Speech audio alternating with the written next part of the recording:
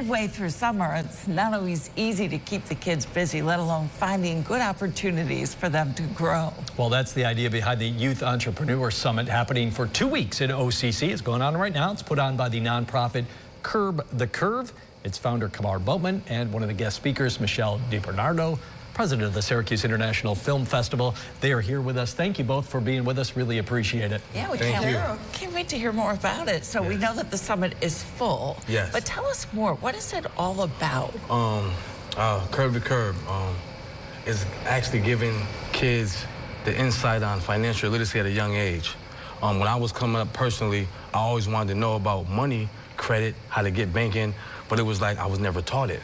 So now, building this relationship with these kids for these programs, through my program, I got to understand that kids actually want to know about money. So we teach them entrepreneurship, financial literacy, credit, banking, but what we do is, the key significance to it is, I break it down for them. First, I find out what they need, and then once I find out their needs and their abilities to learn, I build curriculum based on individually, because one kid might want to own a business, another one might just be focused on credit. And I believe that financial literacy, it fights poverty. Michelle, you have been a guest speaker. Actually, I think it was yesterday you were there. What was your message to the kids? Yeah, I mean, sometimes kids don't always have the best home life, so, you know, I want to have the opportunity to be a mentor for, you know, a crazy field that we work in, and, you know, that someone's there to support them. And some of them really don't know what the creative arts are and how important it is for their mental health. And then how many people are involved in it, too, right? Yeah. And what kind of opportunity do you think you're offering these kids that they might not have been introduced to before, Kamar? What are you seeing from the kids? What kind of reaction? The reaction, the opportunity that I'm seeing, that because they teaching me, the kids teach you opportunity you give them. So what I'm learning, a lot of kids, they felt prior to getting into the program that they didn't have to start today. And I'm telling the kids, yo, if you got a career path, start now. Like Michelle explained to the kids, unknowingly, she started her filming career at the age of 12.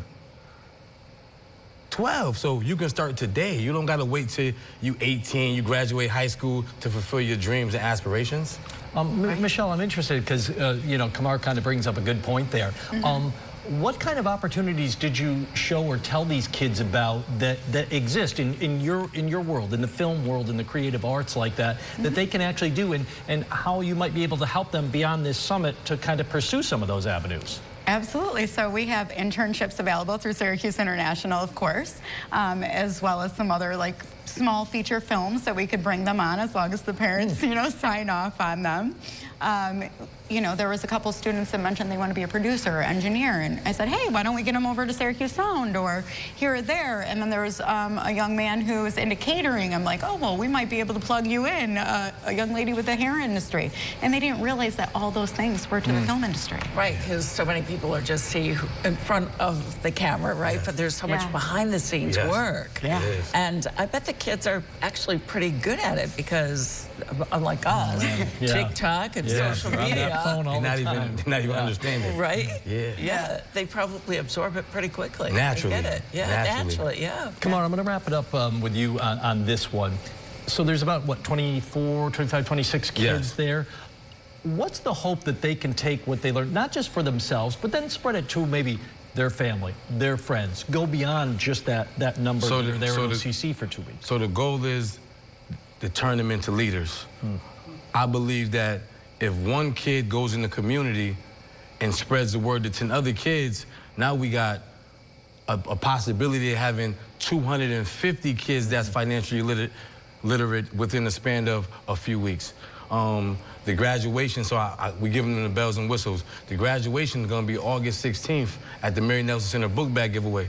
So like we are extending it. You're not just, you're going to have caps and gowns. You're going to get something that's equivalent to a diploma for graduating and partaking in this program. The positivity becomes infectious. Yes. You want it to spread. Yes. That's a great message. Rapidly, yeah. Good stuff. Kamar, Michelle, thank you very much. We appreciate you being here. Thank you very much.